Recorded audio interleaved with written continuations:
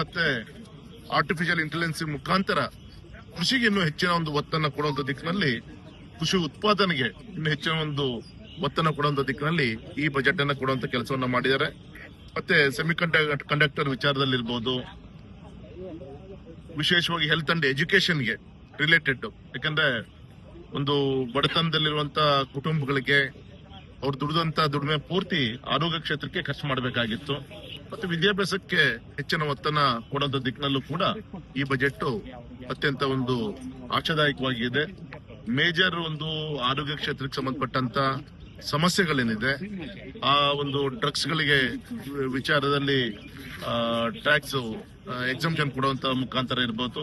ಈ ರೀತಿ ಒಂದು ಸರ್ವೇ ಸಾಮಾನ್ಯ ಎಲ್ಲ ಜನರಿಗೆ ಸಬ್ಕಾ ಸಾಥ್ ಸಬ್ಕಾ ವಿಕಾಸ್ ಅಂತ ನಾವೇನ್ ಹೇಳ್ತೀವಿ, ಆ ರೀತಿ ಸರ್ವ ಜನಾಂಗರಿಗೆ ಒಂದು ಸ್ಪಂದನೆ ಕೊಡುವಂತ ಒಂದು ಪವಿತ್ರವಾದಂತ ಒಂದು ಬಜೆಟ್ ಅನ್ನ ಗೌರವಾನ್ವಿತ ಮೋದಿಜಿ ಅವರೊಂದು ಸರ್ಕಾರ ಕೊಟ್ಟಿದೆ ಅಂತೇಳಿ ಅತ್ಯಂತ ಅಭಿಮಾನಪೂರ್ವಕ ನಾನು ಹೇಳಲಿಕ್ಕೆ ಇಚ್ಛೆ ಪಡ್ತೀನಿ.